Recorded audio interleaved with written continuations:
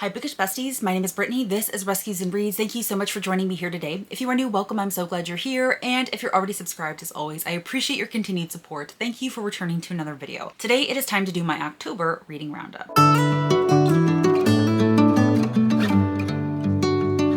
If you are new to these videos, it is a video series that I do on my channel that encompasses several things. We are going to quickly review all of the books that I read in the month of October. We'll go through a few bookish stats, then we will do my haul and unhaul for the month of October, followed by a balancing of the books where I see if my physical TBR is still going in the right direction, which is down. Now, before I get into the main content of the video, I do feel that it is once again time to address the comments of how fast I talk. I have gotten several in the past few weeks asking me if I speed up my videos or things of that nature. And no, I don't. When I am editing my videos, I'm not going in and speeding up the way that I talk. This is just my natural way of talking. I have always been a fast speaker, and it gets more exacerbated if I'm excited or angry or frustrated or what have you. And I believe that I first had this discussion in like a Bookmas video that I did either last year or the year before, and I'm going to say the same thing here that I said in that video. YouTube has speed controls for a reason. I personally speed up every single YouTube video that I watch. Every video that I watch is on at least 1.5 speed, because if it's not, I feel like people are talking in slow motion. But YouTube also has speed controls to slow a video down. You are more than welcome to utilize the speed controls to slow me down, but I'm not going to alter or change the way that I speak just to film YouTube videos. And I just kind of wanted to go ahead and throw that out there because I feel like the bigger my channel grows and the more engagement that I'm getting on my videos, the more comments that I'm getting about it. And I'm not trying to be defensive about it, not in any way. It doesn't really bother me if you think that I talk fast. I'm just kind of letting you know that it is what it is, and you are going to either have to deal with it, slow my videos down, or sadly, just not watch them. Anyway, now that all of that is out of the way, we can go ahead and get into the meat of the video, starting with all of the books that I read in the month of October. Now, the very first book that I finished in the month of October, it's one that I've talked about multiple times now because it definitely derailed my reading for October because it wasn't originally on my TBR, and that is Keeping 13 by Chloe Walsh. This is the second book in her Boys of Tommen series. It follows the same main characters as Binding 13. I had started Binding 13 as part of the project that I'm doing to find my next favorite romance or romance author, and I had no idea that that book was going to put me in a chokehold. I was not expecting to like it at all because it is classified as a young adult, and so I went into it very skeptically, even though basically everybody and their mother was saying how amazing that book was. And at first, I could not see what the appeal was. I was about 30% of the way through that book, and I thought that I might DNF it, but by the 50% mark, I was hooked, I was invested, and then by the very end of it, I knew that I had to continue, and that is very unlike me because I do not binge series. I do not binge series at all. I usually need breaks in between the books, but I had to know what happened because I was so invested in Shannon and Johnny's relationship. And I will say that these books, even though they're classified as YA, they're very adult in a lot of their themes, in a lot of their language and things like that. If you do not like strong language, if you do not like taking the Lord's name in vain, if you don't like any of that, you need to stay away from these romances. But I absolutely adored them. Now, nobody is going to deny that these books are entirely too long. This book is about 650 pages and Binding 13 was roughly the same. There is definitely a lot of repetitiveness going on there, a lot of redundancy. I do feel like they could have used a good editing. It was worth 2 books, but I don't feel like each book needed to be over 650 pages. But yet, I'm not mad about it. Reading these books really felt like I was watching a darker, grittier version of a teen melodrama like Dawson's Creek or One Tree Hill, and I think because of that, that's why it was able to work for me when another romance of this length probably wouldn't have. So I don't know, I really loved it. I'm really looking forward to moving on into Joey's story, and I just am in love with these characters and these books. The next book that I read was Shadow Heart by Meg Gardner. This is the 4th book in her Unsub series. I was assuming that this was going to be the 4th and final book in this series, but I do not think it is. There are definitely outstanding storylines that need to be tied up, so I will probably continue. I did think Shadow Heart was actually a pretty solid piece of detective fiction. I have just moved kind of away from detective fiction because they don't necessarily go into the level of depth that I want in terms of character development, but I had a really good time with it overall, and I do think I will continue in the series, but I do hope that like the 5th book is kind of the final book in the series. Next, I read The Situationship, which was a short story by Abby Jimenez set in the same world as Part of Your World. It was very, very short. It was only about 23 pages, so I'm not really going to say anything about it, but it follows the best friend of the main character that you meet in Yours Truly, and it follows Doug, who you meet in book 1, and everybody loves Doug, and I would really love to see that relationship develop, so hopefully in the future she does give them their own novel. But I had a really great time with this short story, and I highly recommend, especially if you are a fan of that series and a fan of Abby Jimenez. It definitely leaves you wanting more. The next next book I read was The Girl in Keller's Way by Megan Golden. Now this was Megan Golden's debut, and it was the last book that I needed to read in order to read Her to Zero, and I'm so glad I did. You can definitely see the growth that Megan Golden has had since writing this book, because I would say that this book is definitely her least impressive. It was definitely her most generic overall, but I still really had a decent time with it. Overall, I wouldn't say it was too terribly memorable, but I did like the way that it ended because it didn't end all wrapped up in a nice little bow. It was not a clean ending, and overall, like I said, I had a decent time when I was reading it, but ultimately the details are not going to stick with me, and so I gave it a 3 stars. Now this next read was completely unplanned. It was probably the most surprising thing that I read in the month of October for several reasons. First of all, because it's a novella, and I don't typically read novellas. Second, it was a novella by Christina Lauren, and y'all know that I've broken up with Christina Lauren. And third, I actually really loved the story. And the novella was called The Exception to the Rule, of course, by Christina Lauren. I believe this was part of a collection of novellas for the Improbable Meet Cute collection. I know that Abby Jimenez has a book for it. This, again, is not something that I would have ever gravitated towards. I'm not a short story / novella reader typically, and I definitely would not have intentionally picked one up by Christina Lauren just because of my past experiences with Christina Lauren. I needed this one for a very specific reason. For one of the reading challenges that I'm doing, I needed to read a book that was set during a holiday that I don't celebrate, and this book is primarily set around Valentine's Day. This was only about, I would say, maybe 100 or so pages long. I was definitely able to quickly listen to the audiobook, and I absolutely adored it. This follows 2 main characters, and the male main character accidentally emails the female main character thinking that he is her teacher. And this happens on Valentine's Day, and so every single year on Valentine's Day, they sort of make it a tradition to kind of check in with each other, and eventually after many years, they decide that they kind of want to meet in person and see where things go. And it ultimately kind of turns into a you've got mail situation, just because for a brief minute, the male main character knows who the female main character is before letting her know that that's the case. And ultimately, I just thought it was really sweet, really cute. I think my only complaint about this was that their initial communications happened when they are still very young. Like the female main character was only 14 when she gets that initial email from him. I would have liked to see older main characters, like maybe tail end of high school, going through college and past college and things like that. So that was really my only complaint, but I had a really great time with it. And this was another one that really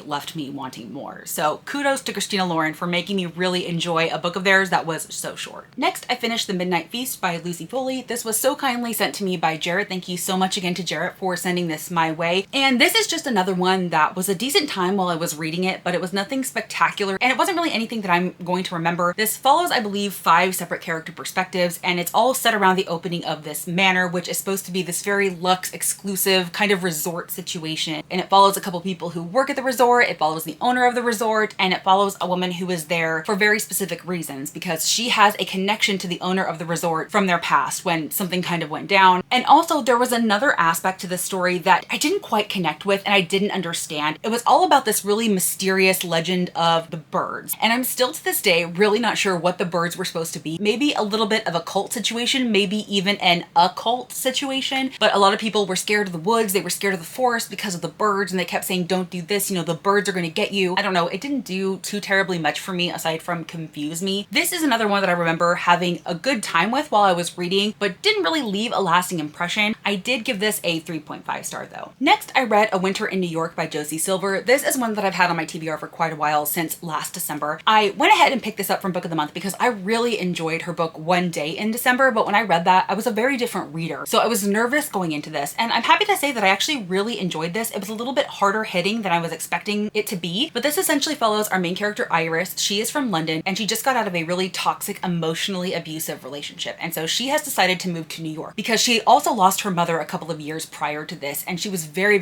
close to her mother, and her mother spent some time in New York and absolutely loved it, and she would regale Iris with stories of her time in New York. Now, Iris's mother taught her to make this gelato recipe, which she's made her whole entire life. And one day, she and her best friend Bobby are in Little Italy at a festival, and she passes by this little family-run gelateria that really catches her eye, and it seems really familiar to her. And the reason why it is because she has seen photos of her mom in front of this location, and so she decides that she has to go in and try their gelato. And when she walks in, she meets Gio, who tells Iris that there's no gelato because the one and only person who knows their family recipe has had a stroke, and he kind of lost his memory and he doesn't remember the gelato recipe. Now, Iris has connected the dots, and she has realized that the gelato recipe that her mother taught her is this family's secret recipe. Now, this recipe is so secret that only 2 people in this family are supposed to know the recipe at any given time, but Iris knows that she can help this family, but she doesn't want to let anything on. She realizes that her mother must have had kind of a love affair back in the day with one of the owners of this place, and she doesn't want to get him in trouble. She doesn't want to get him in trouble for revealing this very super secret gelato recipe to her mother, so she kind of fakes it. You know, she tells Gio that she is a chef, which is true, and that she wants to kind of help him get back the gelato recipe, and so she returns there day after day, you know, making these gelato recipes that are not quite right, and she's getting closer and closer, and then eventually, you know, they're gonna of course stumble upon the recipe. And ultimately I thought that it was very, very cute, but I think I had some similar issues with this book as I did kind of with One Day in December. One Day in December really hinges on the love at first sight situation, because you have a main character, she's on a bus that's pulling into a bus stop. She locks eyes with somebody waiting at the bus stop, and it's like this instant attraction, this instant chemistry, and he misses the bus, he doesn't get on, but she is so obsessed with him that she spends like the next year looking for him, even though she has absolutely no idea who it is, and you're supposed to buy that that's actually something that would happen. And similarly in here, you get some flashbacks to the past as Iris's mother is in New York and she's meeting Sal, whose family owns the gelateria, and they have maybe 1 or 2 days together in New York, and all of a sudden we're supposed to believe that this was this incredible romantic love affair, and Sal trusted her so much that he gave her this super secret gelato recipe. And I also didn't love the fact that Iris and Gio's relationship was built on secrets. Now Iris was there under false pretenses kind of, and she had all of these secrets that she wasn't sharing with Gio, and I didn't really love that, but ultimately I did very much enjoy the story for the most part. I had a good time with it, and this was another one that I gave a 3.5 stars. Next, I was finally brave enough to tackle Homefront by Kristen Hanna, and y'all, let me tell you, we're no secret to Kristen Hanna. We know that she is a literary heartbreaker. If you have read any of her recent historical fiction, you will know that to be the case. Even so, despite how emotional her other books are, this was probably the most emotionally raw and harrowing story I have ever read. This is a story that is ultimately about a marriage. It's about Michael and Jolene, and they have 2 wonderful kids together. They seem to have a great life, but Michael and Jolene's relationship is very distant at this point. Michael has a very important job as a defense attorney. It's one that he takes very, very seriously, and he recently lost his father, who he owned a business with and he worked with, and he hasn't really been the same since. He's kind of pulled away, and meanwhile, Jolene for the most part is a stay-at-home mom, but prior to this, she was in the military and she is now in the National Guard, so she's a reservist, and you know, occasionally she has to do trainings and things like that, and Michael has never supported her military career whatsoever. And this is taking place at the height of the war in Iraq, and Jolene finds herself deployed. She is told that you are going to deploy for 1 year in Iraq, and this really is about what that means, what it means to be deployed in Iraq. So you're following her after she's deployed, what she's going through in Iraq. You're also following Michael as he's suddenly left alone to care for his 2 kids, which he's never done before. And of course, he's very upset and angry with Jolene. He doesn't understand why she's doing this, why she's leaving her family, and he doesn't understand that she can't just say no to the military. And so I found myself very, very frustrated with Michael throughout the first part of the story. But as he's having to step up and be a father, he's learning a whole lot, and he's also realizing what Jolene is actually going through over there in Iraq, and he really starts to change his opinions and his thinking. And then of course, something terrible happens to Jolene in Iraq. She is a helicopter pilot, and her helicopter is basically shot down. Jolene ends up having to lose one of her legs, and so the second part of the book is really Jolene having to deal with that, and she's not handling it well. She's not coping, and she's not who she was before, and she doesn't even know if she wants to be married to Michael at this point. She doesn't even know if she can be a mother to her kids, and so it's very, very emotionally intense. And you're following Michael as he's trying to fix his marriage at this point because he doesn't want it to end. He wants to be there for her despite all of the things that are happening, but you're having to also follow Jolene as she's having to overcome her loss. Holy cow, y'all, this was just emotionally devastating, because ultimately at the heart of it, it's just the story of a marriage. It's the story of 2 people who have to find their way back to each other, and it was just amazing as per usual, and I gave this a 4.5 stars. Switching gears entirely, after Homefront, I picked up The Boyfriend by Frida McFadden, which of course is her newest release, and it was featured on Book of the Month, so I grabbed it. And as per usual in pure Frida McFadden fashion, this was a very bingeable, compulsively readable thriller. I was actually surprised by the twist at the end of it. I had a lot of theories throughout the story, and I was sure that one of them was right, and I was not right. Now, there were definitely some things that I could predict here and there, but the ultimate twist, I was really surprised by. And you know what? Say what you want about Frida McFadden, you're never going to be able to say that her books are literary masterpieces, right? And you're never going to get a depth in these stories, but they are a good fun time. They are excellent palate cleansers, and I really do think that she's wonderful with twists. And this one was no different, in my opinion. I had a really, really good time with this, and I gave it a 4 stars. Next, I picked up The Invisible Girl by Lisa Jewell. Lisa Jewell is definitely an autobiography author for me. She is one of my go-to thriller writers, and unfortunately, I just don't think that this was one of her strongest. This definitely has several things that she's really well known for, like taking multiple perspectives, a lot of multiple timelines, and weaving them together very, very seamlessly, and that was no different in this one. I think she once again did that very, very beautifully. I just really don't feel like the ultimate plot line of this was very memorable, very substantial, or anything like that, and in fact, I can't really tell you almost anything about it at this point. I remember almost nothing everything about it. So unfortunately, this is a 3-star, and I think that this is one of her weakest that I've read so far. Then I finally finished Why is for Yesterday by Sue Grafton, the 25th and final book in her Alphabet Murder series, following Kinsey Milhone, a private investigator. I am sad to have read this and glad at the same time because it is the end of an era for me. I have been reading this series for over 20 years at this point. These are kind of comfort reads. I know exactly what I can expect going in. I know that I'm going to get very well written, intricately detailed like mysteries that Kinsey Milhone has to solve. There's definitely going to be some higher stakes at some point, and we're going to follow her and the wacky characters that surround her. And I just love this series. I love these characters. This was not my favorite Kinsey Milhone, unfortunately, but I do appreciate that some of her prior storylines were wrapped up in this one. So even though we're not going to get a final book, we're not going to get a Z because Sue Grafton unfortunately passed away, I feel like Kinsey was left in a really good spot, and I would like to think that she got a happy ending. So I gave this one a 3.5 stars. Another series that I managed to finish in the month of October was the True North series by Serena Bowen. I read Waylaid, which was the final book in the series, and this was another one that was just okay. I mean, this whole romance series is nothing really substantial, but I really enjoyed the characters, and there were always typically some harder hitting elements touched upon. This book, once again, wasn't my favorite, so it wasn't the best ending to the series that I could have hoped for, but I still enjoyed it and I gave it a 3 stars. And then at this point, I had basically finished my October TBR and I was able to start working on my November TBR. So the first book that I read was Say You'll Still Love Me by K.A. Tucker, which is one of the books in the newest Sarah collaboration that I'm doing. I, of course, am not going to say anything about my thoughts and feelings on this book here because you're going to have to wait for the vlog that is coming out in December where I go in depth into my thoughts and feelings on these books with that Sarah collaboration. Next, I read And There He Kept Her by Joshua Mulling. I needed to pick this up because it was going to satisfy the final buzzword challenge of reading a book with there, and there in the title, and this was literally the only one on my TBR that had one of those words. Now, going into this book, I actually didn't know that Joshua Mulling was a debut author. This was his very first full-length novel, and so I was pleasantly surprised by how much I really enjoyed this one. So this primarily follows our main character, Ben Packard. He has recently moved to a small town in Minnesota from one of the larger cities. I can't remember if it was like St. Paul or something like that, but basically he experienced a loss and he wanted to go ahead and get away from everything. And so he moved to the small town where he and his family used to go on vacation as a child, but it's also a small town that holds a really negative history because his older brother went missing at that time. They think that he like drowned in the river, but his body was never found. Ben Packard is there now, and he was a deputy turned interim sheriff because the sheriff is currently battling cancer and he cannot do his job. And so Ben Packard has kind of taken over. And so you're following him as 2 teenagers have been reported missing. So you're following Ben Packard as he's trying to solve the case of these 2 missing teens, while also kind of dealing with some other things that are going on as sheriff in the town. You're meeting a lot of the townspeople and all of the conflicts that are happening and things of that nature. But you're also getting the perspective of the guy who took the teenagers and what he is like and what he's actually done to the teenagers. So it's not a true mystery in the sense that you are not trying to figure things out along with Ben Packard because you already know. So there is an element of suspense in that regard because you know, but Ben Packard doesn't know, and you're following as he's trying to piece everything together. And ultimately, I actually thought that this was pretty well done, pretty well crafted. I thought that it was a solid mystery overall. I was compelled and engaged the entire time that I was reading the story, and I'm very much looking forward to reading the next books. I really hope that Joshua Mulling could be a go-to author for me in the future. And then the final book that I officially finished in the month of October was yet another series that I completed, and that is Isn't It Romantic by Lyssa Kay Adams, which is the 4th book in the Bromance Book Club. And yes, I have already read the 5th book. That was a Christmas story that I believe that I read, I think it might have been this year in July for like a Christmas in July themed vlog that I did. I can't remember off the top of my head whether it was in July or if I actually read it for Christmas, but I actually really love that one. I think to this day that one is still my favorite, but this one follows the character known as the Russian and follows the development of his relationship with his best friend Elena, whom he married to help get her into the United States, but he wants a real relationship with her and she doesn't necessarily want the same things. In fact, it's been 6 years, they've been mostly apart for that time, and she wants to return to Russia to be a reporter because something terrible happened to her father while he was a journalist there investigating some human trafficking issues, and she wants to go kind of finish what he started. But then Vlad gets hurt and Elena has to return to take care of him, and you can see the development of their relationship. And this is another one that I had a good time with, but it wasn't my favorite. For a long while, I really didn't like Elena as a character just because she was kind of cold and distant, kind of like a very stereotypical Russian character, whereas Vlad is just this cinnamon roll teddy bear and he loves everybody and he's kind to everybody and he's just this marshmallow that you want to squeeze, you know what I mean? But I really enjoyed watching the development of the relationship, and I enjoyed the Russian actually getting more spotlight because in the other books he's very much just kind of like comic relief and you don't get a whole lot of him in those stories. stories, but you get to learn so much more about him in this one. I only gave it a 3-star though because I don't think it's going to last too terribly long, but ultimately it was a fun time and I'm glad to have finished the series. And this last one that I want to mention is one that I'm still technically in the middle of, but I wanted to go ahead and mention it here because I'm going to be finishing it within the next couple of days with only 57 pages left. But this is yet another surprising one that I picked up in the month of October, and that is Wuthering Heights by Emily Bronte. I have had the children edition of the story sitting on my TBR for quite a while, and naturally because I'm not really a classics girly, I don't necessarily look forward to classics. I try to read one classic a year, and so since I'm trying to get down my physical TBR, and I knew that this one was just going to continue laughing at me and mock me, I was like, you know what? I'm just gonna do it. I'm not reading anything physically at this time. I'm going to immersively read it. And so I picked it up, and quite honestly, I'm having a great time with it. Wuthering Heights, we're probably all familiar with the story by now, but it really is not a love story. I think a lot of people feel like it is a love story, but it really isn't. It's definitely a darker story. There are a lot of very unlikable characters in here that you don't even really root for, but it's so entertaining to watch. I definitely have plans on finishing it during my lunch break in one of the upcoming work days, and I just wanted to mention it here because I finished the vast majority of it in the month of October. All right, now let's go ahead and quickly move into some bookish stats. Now, Wuthering Heights is going to be in these stats in terms of the number of books that I've read, but it's not going to be included in the page count or the ratings because I haven't finished it yet. So in the month of October, I read 15 books. Of course, 14 of those I officially completed. Out of all of the books that I completed, that was a total of 4,724 pages. In terms of ratings, I kind of feel like I had a fairly mediocre reading month. The majority of the books I read, I feel like were kind of meh, forgettable reads. I rated 4 books 3 stars, 3 3.5 stars, 4 4 stars, 2 4.5 stars, and 1 I did not rate, and that was The Situationship by Abby Jimenez because it was such a short story. And again, I haven't yet rated Wuthering Heights. So even with those 2 4.5 stars in there with Keeping 13 and Homefront, which were phenomenal reads, my overall average rating for the month was only a 3.65, which is definitely on the lower side. Out of all of the books that I read, 1 was a classic. Yes, I know that classics itself is not a genre, but I'm treating it as a genre for the purposes of this video. 5 of them I classified as contemporary, 3 were mysteries, 2 were romance, and 4 were thrillers. In terms of the type of book, 13 of the 15 were just straight novels, and 2 of them I have classified as novella, even though The Situationship was a short story. I don't have a short story option on my spreadsheet, and I don't really care to add one just because it's probably not something I'm ever going to really read again. So for the sake of this video, it is classified as a novella. In terms of format, 13 of the books were listened to 100% via audio. 1 of them, The Situationship, was only available via Kindle ebook, so I read it as an ebook. And then 1 of them, Wuthering Heights, is one that I'm doing mixed, meaning I am listening to it and reading it with my eyeballs. In terms of where I sourced the books, 1 of the audiobooks was from Spotify. Of course, 1 of them was from Kindle. 7 of them were from Audible. 3 of them were from my library, and 3 of them were from Everand. 14 of the books were intended for an adult audience, and then of course Keeping 13 is classified as a YA, but I would put it more firmly in the new adult category, even though the characters are fairly young. Shannon is only 15 and 16 in the books, but just because of the themes of the books, I do feel like they are more new adult than they are young adult. And then in terms of author status, 13 of the 15 books that I read were from authors that I had read from previously, and 2 of them are new to me. All right, and finally, it is time for the haul and unhaul portion of this video. But first, of course, we have to establish a baseline to see where my physical TBR sits as of the start of this video. Now, I was kind of going back through everything, and somewhere along the line, out of all of these reading roundups, my numbers got a little bit skewed. At the end of my last reading roundup, I thought that I had 13 books on my physical TBR, but I had 15, which is totally okay. That's not a very big jump and can easily happen because I'm not going through and physically counting the books each and every time. So we are going to go ahead and start with 15 books on my physical TBR. The very first book that I hauled in the month of October was 5 Survive by Holly Jackson. I actually purchased this at the tail end of September, but it didn't arrive to me until October, so that's why it is included in these numbers. But I, of course, did read this in September, so it is not being added to my TBR. Then we have my October book of the month selections, which were The Boyfriend by Frida McFadden, which of course I have already read, and then The Book of Witching by CJ Cook, which I haven't yet read, but is currently on my November TBR, and I hope to be getting to it very, very shortly. Until then, it is being added to my physical TBR. In the month of October, I received a very, very generous and completely surprising package from one of my lovely subscribers, Sherry. Thank you so much to Sherry for this. It completely made my day when I saw it. I had no idea what it was because I wasn't expecting anything from Amazon, and so when I opened it and realized it was a package from one of y'all, I was like, oh my gosh, I've made it as a booktuber. It was very much kind of like a surreal moment for me. So thank you so much again, Sherry, for sending these books my way. Now, Sherry actually sent me 3 books, but you're only going to see 2 because I am doing a kind of secret reading project for the month of December, and you're going to find out more about that on December 1st when I post my TBR. Part of the secret reading project is the fact that I don't even know what the books I'm going to be reading are. And so to help me with this project, I actually had my husband open the package and pull one of the books out before I had a chance to even look at them. So I have no idea what that third and final book is. And Sherry is aware of that. I just didn't want her to be alarmed when I only hauled 2 books. Since she sent me 3, I didn't want her to think something was missing. So she did technically send me 3. I'm only hauling 2, and only 2 are being added to my TBR at this time. The first one that she sent me was The Inmate by Frida McFadden, which of course I'm very excited about. I have a lot of Frida McFadden's backlist on my TBR. I don't know anything about this one. This says, as a new nurse practitioner at a maximum security prison, Brooke Sullivan is taught 3 crucial rules. Treat all prisoners with respect, never reveal any personal information, never ever become too friendly with the inmates. But nobody knows that Brooke has already broken the rules. Nobody knows about her intimate connection to Shane Nelson, one of the penitentiary's most notorious and dangerous inmates. They certainly don't know that Shane was Brooke's high school sweetheart, the star quarterback, the golden boy who's serving a life sentence for a series of grisly murders, or that Brooke's testimony was what put him there. But Shane knows. He knows more than anyone, and he will never forget. The Inmate is a propulsive, mind-bending thriller about how we define guilt and who has to pay for it. I am very excited to have this one, and of course, it's been immediately added to my November TBR as I try to get to these books as soon as possible. I cannot guarantee that I will get to it, but I am certainly going to try my best. The other one that she so kindly sent to me was All That Is Mine, I Carry With Me by William Landay. I believe that this is the first book that he's released since Defending Jacob, and I read that one many years ago. I don't remember a thing that happened in that one. When I saw this one was coming out and I read the synopsis of it, I really liked it. It says, one afternoon in November 1975, 10-year-old Miranda Larkin comes home from school to find her house eerily quiet. Her mother is missing. Nothing else is out of place. There is no sign of struggle. So begins a mystery that will span a lifetime. What happened to Jane Larkin? Investigators suspect Jane's husband, a criminal defense attorney, Dan Larkin, would surely be an expert in outfoxing the police. But no evidence is found linking him to a crime, and the case fades from the public's memory. Jane's 3 children, Alex, Jeff, and Miranda, are left to be raised by the man who may have murdered their mother. 2 decades later, the remains of Jane Larkin are found. The investigation is awakened. Children now grown are forced to choose sides, with their father or against him, guilty or innocent, and what happens if they are wrong. So this is definitely going to be a story about like family and family secrets, and these children are now being raised by their father who could have potentially killed their mother, and they have no idea if he's guilty or if he's innocent. Now that their mother's remains have been found, they have to kind of choose a side, which I think is really interesting. So I'm here for it, and I'm very interested to see if William Landay could potentially become a new favorite author of mine. So thank you again so much to Sherry. I'm very excited about both of these books, and I hope to be getting to them very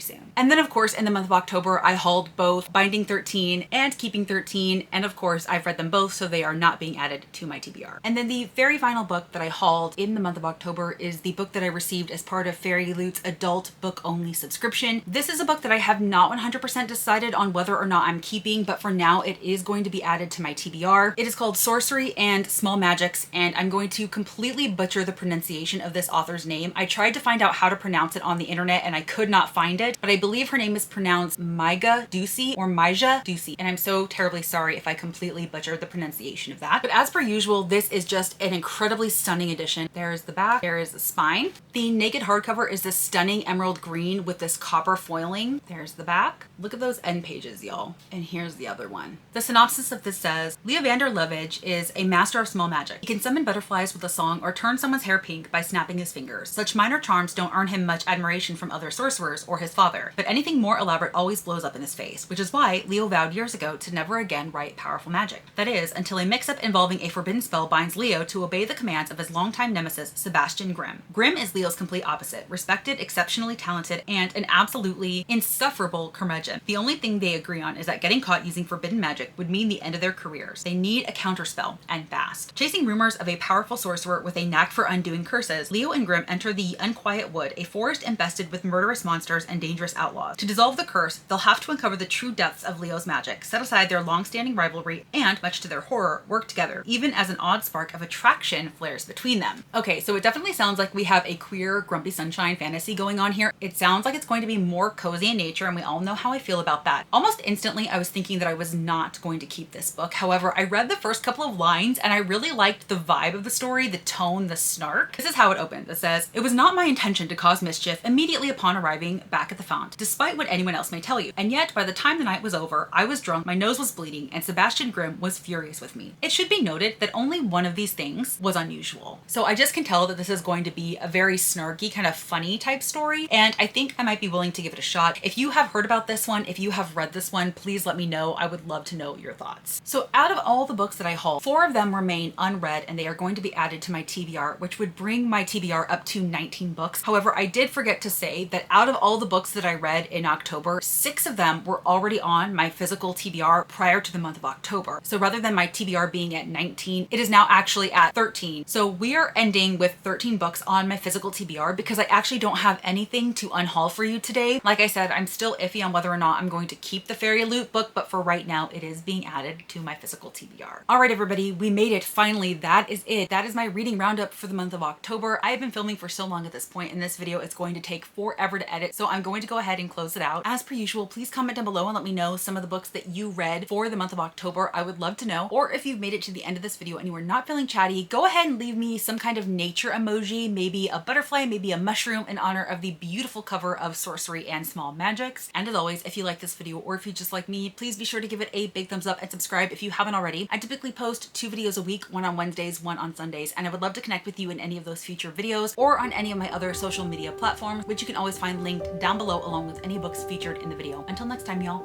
bye.